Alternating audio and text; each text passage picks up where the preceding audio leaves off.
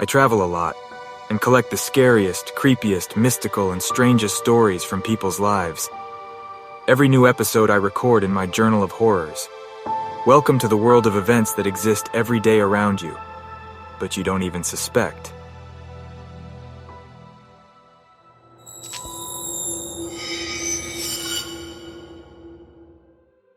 This story was told to me by a girl named Beatrice. It all happened about 3 years ago in her hometown. It was a big mistake to take this ring, the girl began her story. Beatrice was heading home after work, her tired legs automatically walking along familiar streets. That day she had to stay at work because of a large number of tasks. The sky was already covered in dark clouds, and the lighting was weak. The wind, lifting leaves and debris from the sidewalks, added to the chilliness. The girl wanted to get home quickly and was already thinking about what to cook for dinner and which series to choose on Netflix. Suddenly, something shiny on the sidewalk caught her attention. Beatrice bent down to take a closer look at this object. It was a ring. At first glance, it appeared to be silver. The girl noticed the elegant antique design. Professionally carved vignettes and intricate symmetrical patterns looked charming. However, the ring was slightly dusty, and it was unclear how long it had been lying here. This place was quite busy, with a large number of people passing by on their way to work or returning home. It was practically impossible not to notice the ring. Beatrice should have already paid attention to this inconsistency and put the ring back in its place. But whether it was fatigue from work or just curiosity, the girl's attention was dulled. She was surprised as she examined this piece of jewelry when suddenly she felt a slight but sharp pain in her ring finger. Something sharp pricked her. Everything happened so quickly and unexpectedly that she only had time to be surprised. Turning the ring the other way, Beatrice saw a small drop of her own blood on its surface. It was quite strange, considering the ring was perfectly smooth. This was the second sign she should have paid attention to. However, not attaching much importance to it, the girl stood there for a while, looking around in anticipation of the owner appearing. After some time, deciding that no one needed the ring, she took it for herself and continued on her way home. The evening was ordinary. At first, Beatrice even forgot about her finding, leaving the ring in the jacket pocket. She made herself dinner, settled comfortably on the couch, and watched a TV series. Then came the usual household chores and preparation for the next workday. Before the girl was about to go to bed, her friend called her. They had a cheerful conversation and made plans for the upcoming weekend. When they started talking about the past day, Beatrice remembered her unusual find. She took out the ring from the jacket pocket and began describing it to her friend. Beatrice's friend even felt a little envious, assuming that such an antique precious ring could be very valuable and rare, and Beatrice was very lucky to find it. Engrossed in the conversation, the girl absent-mindedly put the ring on her finger and admired how good it looked on her. It was that very ring finger. Glancing at the clock, the girls gasped in surprise. It turned out they had been talking on the phone for over 2 hours, and it was already well past midnight. Both of them had to get up early for work the next day. Quickly saying goodbye to her friend, Beatrice went to sleep. She completely forgot about the ring. That night she forgot to take it off.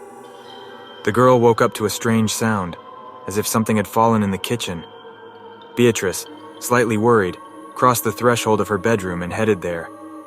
The upper cabinet door was wide open, and a pack of spaghetti was lying on the floor. Beatrice thought that maybe in the rush of the evening, she forgot to close the door. After tidying up the kitchen, she returned to bed. But as soon as she touched the pillow and closed her eyes, the sound immediately repeated. Beatrice almost jumped in fright. Her heart started beating faster. She realized that it couldn't be a coincidence anymore. Gathering all her strength, she headed back to the kitchen. Carefully peering around the corner, the girl was struck by what she saw.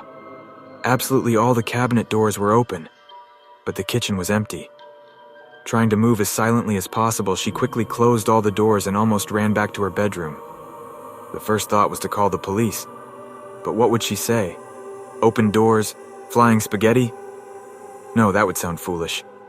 Trying to convince herself that she just needed to rest, she covered herself with the blanket over her head, as if trying to protect herself that way.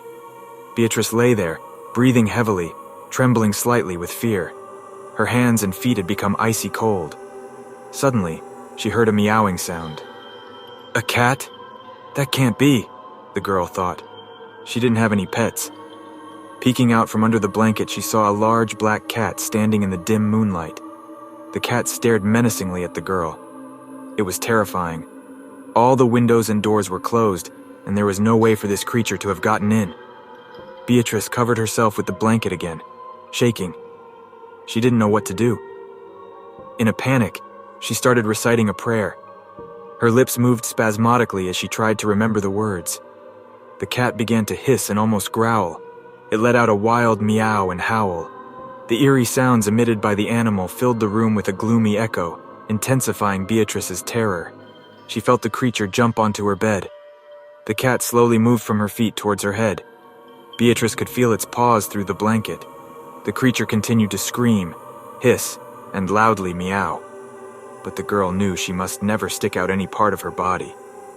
After reciting one prayer, she moved on to the next. An overwhelming sense of fear and helplessness engulfed her. At that moment, she heard the sound of water. It was as if an invisible force had opened all the faucets in the house. The sound was coming from the bathroom and the kitchen. The water pressure was very strong. Amidst the sound of water, Beatrice could distinguish footsteps. Someone was walking around her apartment in different directions. At first, it seemed like it was one person, but then the number of steps gradually increased. The girl didn't know what kind of creatures had infiltrated her dwelling, but she could clearly hear them talking to each other. It seemed like she understood the words, but the content of the conversation was completely illogical and strange, as if these creatures were trying to imitate human speech. Suddenly, the voices fell silent, and changes occurred in the room. The sound of footsteps gradually faded, and among them came the sounds of heels. Beatrice realized that something was approaching her bed, and now stood silently, apparently looking at her. Through the cover of the blanket, the girl felt heavy breathing, as if the nose and mouth of this creature were a few centimeters away from her face. "Look at me," the creature said. "Accept your fate.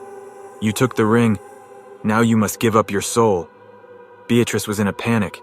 She wanted to surrender, to throw off the blanket just to get it over with as quickly as possible. Only now did she realize that the ring was to blame for everything. The girl tried to take it off, but the ring sat tightly on her finger, not yielding to her. Beatrice felt the sharp edges of the ring digging into her finger. The ring pressed harder with each passing moment, as if it were a living snake coiling around Beatrice's finger. The metal seemed to burn her skin with searing pain, as if the ring was trying to penetrate her blood and absorb her life energy. In despair, Beatrice tried to remove it again, but it was useless. The ring was immovable, as if welded to her skin. The girl was in a panic. All she could do was read all the prayers she knew and simply wait for a miracle.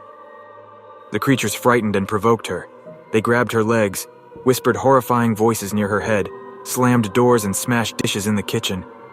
But none of them dared to pull off her blanket. For a moment, Beatrice thought that children intuitively know more than we are accustomed to think. And it seemed their childhood game of hiding from ghosts under the blanket had a deeper mystical meaning. At that moment, only faith in God and prayer helped the girl endure all the trials. It all ended as abruptly as it began.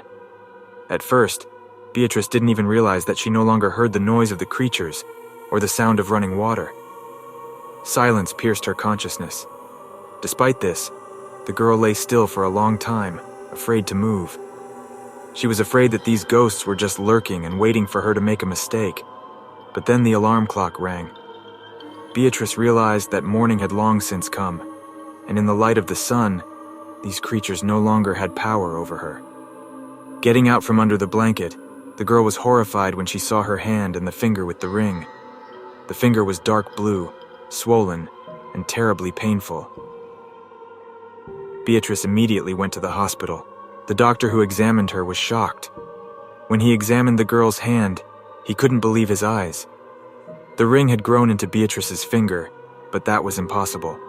To achieve such an effect, it would take about 3 months of gradually reducing the size of the ring on the finger. This would cause unbearable pain and suffering for the girl. Beatrice didn't tell anything about the past night, and only pretended that she herself didn't understand how it happened. Unfortunately, the only solution was to amputate the finger and remove the ring. The girl agreed to such a radical method because she knew she had to get rid of the ring as soon as possible. On the same day, she underwent surgery.